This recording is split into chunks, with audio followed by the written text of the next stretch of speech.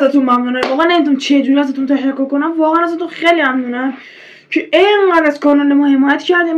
من خیلی کانال داشتم واقعا، من تقریبا 2 سال ویدیو گذاری دارم، کلا ویدیو میذارم. آپارات، فیلو، روبیکا، تلگرام، یوتیوب، اینا همه دارم ویدیو میذارم. آخرش سیستم بگم یوتیوب ویدیو بذارم که یه ویدیو گذاشتم، واقعا دارم میگم دوستان الان یه ویدیو گذاشتم. من بازدید ویدیو قبلیمون یاری بود، هم ای فوتبال یاری بازی کردیم با همین عباس میمونه میجمون. من باور کنید دوستان بازدیدایی که برای خودم بسته دادن بالای 25 تا گفتم نمیشه. سابسکانت کلا 12 13 نفر از اون رفقای قبلی که داشتیم برامون اومده بودن. کلا من گفتم آقا 25 تا اینا خیلی خبر باشه 30 تا که واقعا دمتون گرم. واقعا دمتون گرم، نزدیک تقریبا 50 تا بازدید گرفته ویدیو اول ما و خب شد الان خیلی میگه مسخره شما 50 تا بازدید اینقدر خوشحاله. من دوست دارم همتون از همتون ممنونم دوستان، واقعا با همین 50 تا بازدیدم من خیلی خوشحال میشم. چون نگاه دوستان من نیومدم برای درآمد کار کنم، اومدم گفتم پولی بدین برای اینترنت بخرین، یه چیز خوب بیان کنین. اگه دوست داشتین کانال ما رو کنین توی بدترین لحظه‌های زندگی من شما هممون خندون باشیم و اینا، که حالا دیگه زیاد تو جزئیات نمیرم. دمتون گرم، واقعا خواستم این خوشحالیمو به شما همتون بگم. ببخشید نزدیک 10 روز ویدیو نذاشتم، قرار بود 4 شنبه 5 شنبه ویدیو بگیرم، ولی متاسفانه به خاطر اتفاقی که پیش اومد نتونستم ویدیو بگیرم. ولی خب امروز یه دونه ویدیو تک نفره بردم تا ویدیویی که دوستان عزیزم واقعا دمتون گرم. تو کامنت هر چی بگین من گوش میکنم. چاش تیرک 12 فیفا شرطی براتون میرم، اصلا عشق من شما میرم، شک نکنین من میرم. حالا امروز اومدیم با هم دیگه بگیم آقا چه جوری ای فوتبال 2026 رو به سبک پس بازی کنیم، چه تنظیماتی رو بچینیم به سبک پس بازی کنیم. امروز این ویدیو گیمی داریم، زیاد ما وقتتون رو نمیگیرم، حتی وقتتون رو گرفتم ولی دیگه بیش از این نمیخوام وقتتون رو بگیرم. بریم سراغ شروع آموزش. 1 2 3 برو. خب دوستان الان ما اومدیم تو صفحه اصلی ای فوتبال که حالا من آفلاینه، یعنی ما اومدیم تو صفحه اصلی. شاید بگیم آقا وبکم کجاست، چرا خود نیومدی؟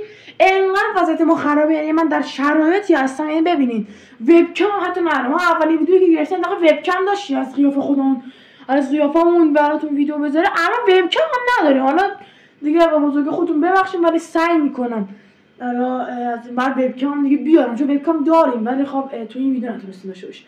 میایین توی صحنه دیگه اینجا که دیگه خواهیم با تیمان انتخاب کنیم بریم اینجا، از اینجا قبلش وایمیستیم یه دونه مثلث میزنین میاد اینجا کنترل 1. الان من رو کنترل 1 چیزایی که دقیقاً من چیندم شما میچینین. این چیزها رو که بچینین دقیقاً شما وارد پس میشین. اونقدر وارد پس ولی تقریبا شبیه پس میشه بازیتون. اکن اسمارت اسیس رو از رو آنه، یعنی چی؟ آقا بهتون قشنگ توضیح بدم. رو تصویر نمیتونم بیارم ولی تو توضیح بدم. شما شوت هایی که میخواین بزنین بعضی وقتا خود به خود شوت استارلینگ شوتتون تبدیل میشه، که بعضی وقتا خوب بعضی وقتا بده. شما تو موقعیت خیلی خوب هستین، شما میخواین شوت بزنین یه دفعه استارلینگ میشه، یارو از شما توپو میگیره. اگه دقت کنید استارلینگ بزنه چند لحظه صبر میکنه و اگه استارلینگ میخوام بزنین با اون روشی که حالا باید من رو آف گذاشتم خودتون اونجا بزنید. اینجا کروس چنگل هم چیه رو همین انسان پاس که میدین بالای سر بازیکن‌ها کی برسه، یعنی من رو سریع ترین حالت بازی باشه، یعنی به من خودتون میفهمید یعنی چه جوریه. من تو خوشم بهتون توضیح بدم. شما پاس میدین یه مثلث بالای سر بازیکن‌ها هست کی اون باشه. مثلا اگه روی حالت اسمارت اسیست همین چی اسمش رو بخش میگه اسمارت اسیست رو اسیستت بذارین این سریع انجام میشه و بازی حالا این برای شکلشه اینا. حالا میریم روی کروس تایپ کاشیور همین چیزا، من انگلیسی خوب نیست. پلیر نیم بذارین آف بذارین که هیچ. اینا کنترل آن یعنی اسم مثلا بذار کنترل وان، اینم برای آنلاین تو یوزر آنلاین. یا که شما میتونید آف بذارین برای آفلاین و نیم بذارین. یعنی چی؟ بالا سر بازیکن اسمشون بیاد. خب من گذاشتم آقا بالا سر بازیکن اسمشون بیاد، آف بذارین نه فقط همون مثلث خالی بیاد. اینجا منظورش اینه آقا من نمیتونم بخونم میشه آبروم میره اینجا.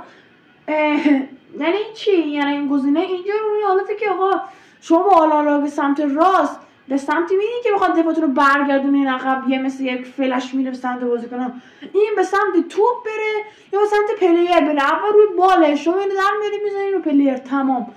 میرسیم به بهترین قسمت که باید اینا دقیقا مثل هم بذارین. منوال پاس لول یعنی چی؟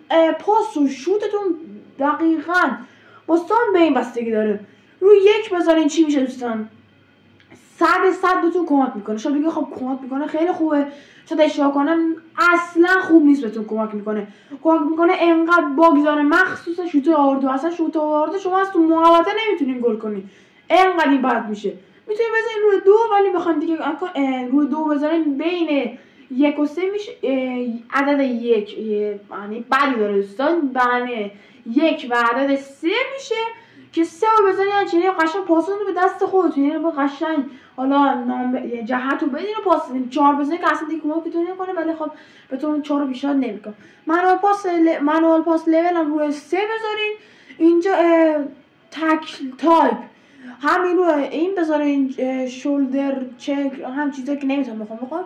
شوت تایپ هم روی بیسیک بذارین. شارپ تاچ تایپ هم بذارین روی همین.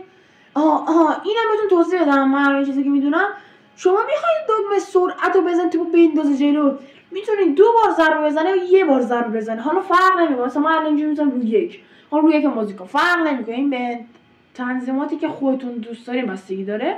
من رو 1 گذاشتم. این حلقه داره بازیکن دوستان، حلقه داره بازیکن که خیلی رو مخه. این رو آن اولش رو آف میذارید، اینم که هم نمیدونم چیه رو آف واد بشه کلا.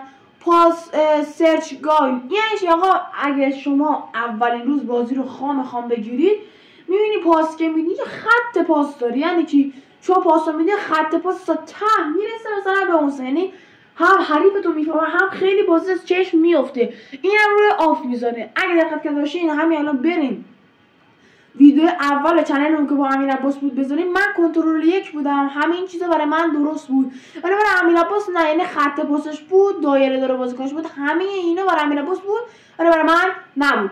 اینجا همین چین رو آن میذارید. اینجا که برای آنلاین کارش ندارین، اینا تمام.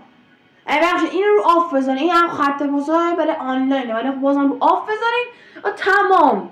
این تنظیمات که آقا شما چیندی قشنگ انگار تقریبا داریم وارد اون پس میشن. اگه که دیگه اون تقصیر ما نیست. امیدوارم که این ویدیو به درد شما خورده باشه.